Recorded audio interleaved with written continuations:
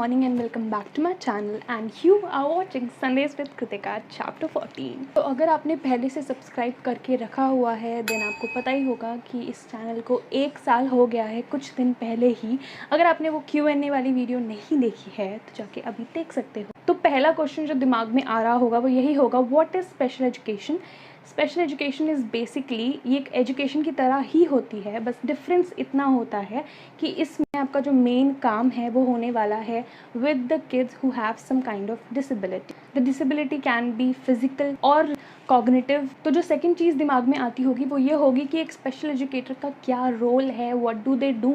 तो जो special educators होते हैं उनका ये काम होता है कि उनके पास अपनी जो जनरल टीचर्स हैं उनकी तरह बहुत सारे बच्चे नहीं होते। जो पूरा स्पेशल एजुकेशन होता है ये टोटली एक चाइल्ड सेंटर्ड अप्रोच होती है। यानी कि जैसे जनरली स्कूल में क्या होता है कि एक सिलेबस होता है, वो सिलेबस जो है वो हमें 30 बच्चे जो हैं या 40 बच्चे जो हैं उनको वो कराना है जब तक उनके एग्ज़ाम्स नहीं आ जाते, उसे कंप्लीट करना है। But in special education what happens is कि आप बच्चे को बहुत सारे स्टेप्स होते हैं, वो स्टेप्स मैं कभी बाद में बताऊंगी किसी और वीडियो में।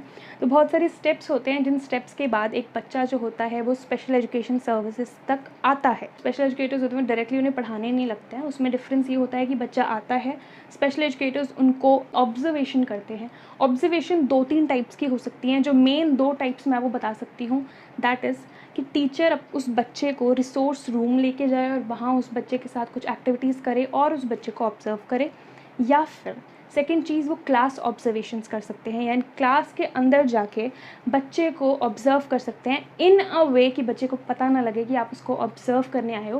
बिकॉज अगर उसको पता लग जाएगा तो फिर वो अपने नेचुरल वे में नहीं रहेगा और आप करेक्ट ऑब्जर्वेशन नहीं कर पाओगे। सो आफ्टर ऑब्जर्वेशन जो स्पेशल एजुकेटर्स होते हैं, जब उन्हें लगता है कि okay there are some signs, और कभी भी हम 1-2 ऑब्जर्वेशंस के बाद नहीं बता सकते, ऑल्दो चाहे कितनी ही लाउड या कितने ही प्रेवलेंट हो साइंस, बट स्टिल किसी भी स्पेशल एजुकेटर के पास ये राइट नहीं होता कि वो कोई डिसेबिलिटी को डिक्लेयर करे।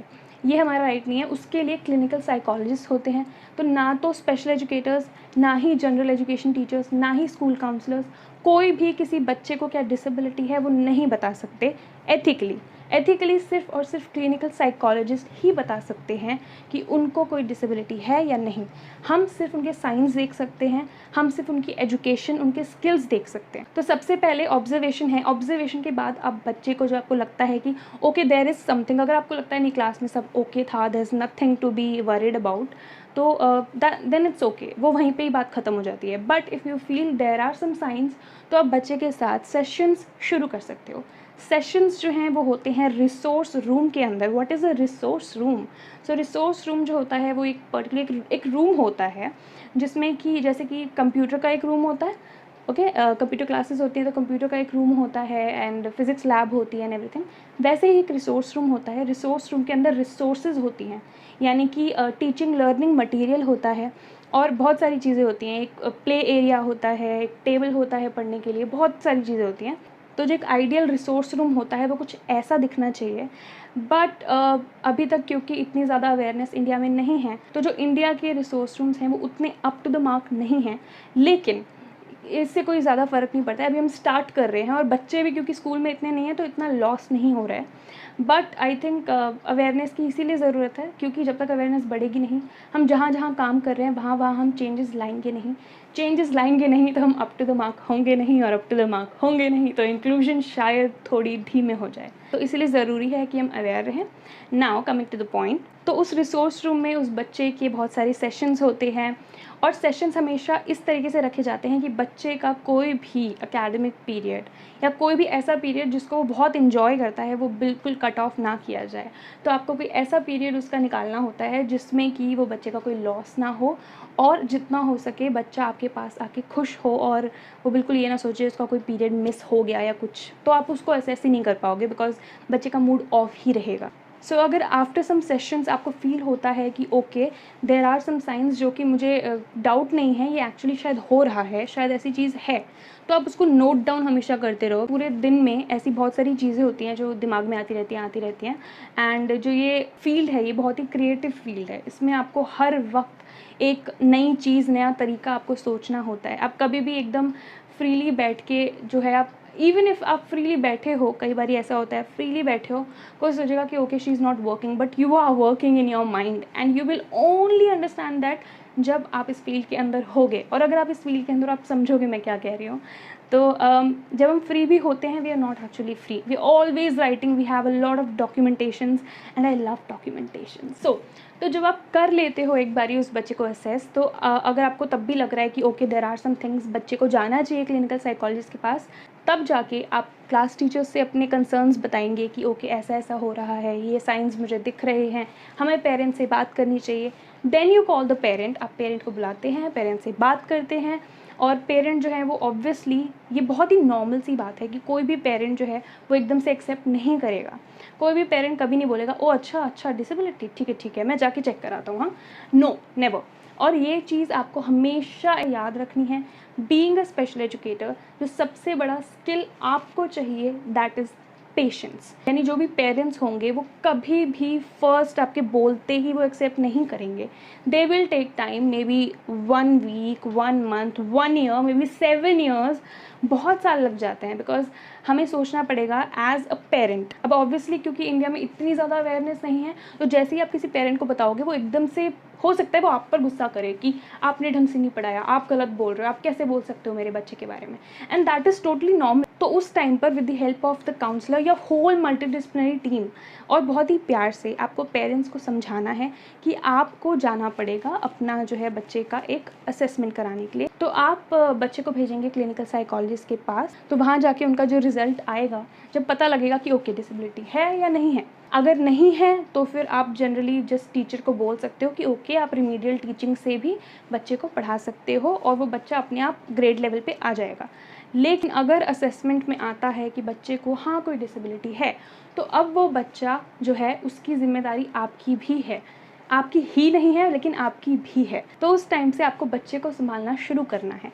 अब आपको क्या शुरू करना है कि आपको बच्चे की स्ट्रेंथ्स, उसकी वीकनेसेस, उसके लाइक्स, उसके डिसलाइक्स, हर चीज़ पे वर्क करना है लाइक अ बेस्ट फ्रेंड। बच्चे को कभी भी आपको बोरियत फील नहीं करवानी है कि आप जो बच्चा है वो पता नहीं कहाँ आ गया है, कहाँ रिसोर्स रूम में क्या चीज़ है, क्या डरावनी चीज़ है। सो बच्चे के अंदर ये कभी नहीं आना चाहिए। अपने रूम को बहुत ब्राइट रखिए, अपने रिसोर्स रूम को इतना ब्राइट रखिए कि जब बच्चा आए तो वो सिर्फ ये सोचे कि आज मैं यहाँ इंजॉय करने आया हूँ। आप कुछ गेम्स खिलाएं, आप कुछ भी करें। असेसमेंट क्योंकि बहुत तरीक़ों से हो सकती है। आपको बच्चों की थिंकिंग चेंज करनी है। आप छोटे छोटे बच्चे जो हैं उनकी थिंकिंग चेंज करनी है उस बच्चे के लिए। बिकॉज कई बार एक स्टिग्मा जो है वो बच्चों के साथ अटैच हो जाता है। जब कोई बच्चा एक अलग रूम में जा रहा है, यानी रिसोर्स रूम में जा रहा है, वहाँ पे उसको अलग तरीके से पढ़ाया जा रहा है, इस चीज़ पे बहुत जो बाकी बच्चे हैं वो छोटे हैं, उनको भी नहीं पता, तो हो सकता है कि वो उस बच्चे को बुली करे, तू कहाँ जाता है, तू अच्छा नहीं है पढ़ने में, तेरे अच्छे मार्क्स नहीं आते हैं। एंड इट्स नॉट समथिंग जो कि हम जानते नहीं हैं, ऐसा होता है। तो ये बहुत ज़रूरी है कि जो बाकी बच्चे हैं उनकी भी आप साथ में काइंड ऑफ एक काउंसलिंग करो। काउंसलिंग नहीं कर सकते तो एक बहुत इजी तरीका है जिसकी मेरा रिसोर्स रूम सिर्फ उनके लिए नहीं है जिनको की कोई स्पेशल नीड्स हैं। Door of the resource room is always open और बच्चे बहुत खुशी से आते हैं रिसोर्स रूम में। They come and they watch the walls कि क्या क्या लगाया हुआ है, मैम ये क्या चीज़ है, मैम ये क्या चीज़ है, इससे क्या होता है, आप बच्चों को गेम्स खिलाते हो क्या। एंड दे ऑल थिंक कि वहाँ पर जो बच्चे आते हैं वो इन्जॉय करने आते हैं। उन बच्चों को जिनको वहाँ भेजते हैं वो सिर्फ वहाँ इन्जॉय करते हैं। And even if I ask my kids, तो बच्चों को भी यही लगता है कि वो मेरे साथ गेम्स खेलने आते हैं। And that is exactly what we should do. मतलब कि बच्चों को बिल्कुल पता नहीं लगना चाहिए कि आप उनको पढ़ा रहे हो या उनका असेसमेंट कर रहे हो। अगर बच्चों को पता लगता है तो I think there is no use, क्योंकि बच्चों को पता है आप क्या करा रहे हो। So that feeling shouldn't be there. And plus अगर हम ऐसा करते हैं, बच्चों के सामने एक ऐसी इमेज रखते हैं कि दिस रूम इज़ अमेजिंग, ये ऐसा रूम नहीं है जहाँ पर आपको पनिशमेंट के रूप में भेजा जाएगा, अच्छा तुम अच्छे से काम नहीं कर रहे हो, तुम्हें रुको अभी रिसोर्स रूम भेजता हूँ। अगर हम बच्चों के सामने ये पर्सपेक्टिव रखते हैं तो जो बच्चे हैं वो स्पेशल एजुकेटर्स से डरेंगे, बाकी बच्चे उन बच्चों को बुली करेंगे और भी बहुत सारी चीज़ें हैं। तो इस स्टिग्मा को बनने से हम रोकने के लिए ये कर सकते हैं कि हम कभी भी बच्चों को एज अ पनिशमेंट वहाँ ना भेजें और ये बोलें कि अगर तुम ये करोगे तो तुम्हें रिसोर्स रूम भेजेंगे। तो ये एक छोटी सी चीज़ है जो मैंने ऐसे ही शेयर की जस्ट बिकॉज आई वांट कि एक जो स्टिग्मा बच्चों के साथ जुड़ जाता है, फिर वो लाइफ लॉन्ग उस चीज़ को लेकर चलते हैं, वो चीज़ उनके साथ ना रहे। बच्चों को हम लेबल करके उन बच्चों को एक सब्जेक्ट ना बनाएं कि बाकी लोग उनको बुली करें। और साथ ही साथ हमारा जो मोटिव है वो सिर्फ़ और सिर्फ हमारे बच्चों तक नहीं होना चाहिए, वो होना चाहिए पूरे स्कूल के बच्चों के लिए, ताकि उन सब बच्चों का जो पर्सपेक्टिव है हमारे बच्चों के लिए वो बहुत सही रहे, बिकॉज़ उनको आगे चल के बहुत जगह जाना है। एंड उनकी जो थिंकिंग है वो जितनी ज़्यादा इंक्लूसिव हो उतना अच्छा है। अब तो मैंने बता दिया स्पेशल एजुकेशन क्या होता है, स्पेशल एजुकेटर का रोल क्या है। तो ऐसे ही अवेयरनेस ग्रहण करते रहिए, अपने बच्चों को, अपने दोस्तों को, अपने मम्मी पापा फ्रेंड्स सबको अवेयरनेस फैलाते रहिए, बिकॉज इंक्लूजन सिर्फ और सिर्फ उनके लिए नहीं है जिनको डिसेबिलिटी है, it's for everyone and because of everyone. So stay happy and keep watching Sundays with Kritika.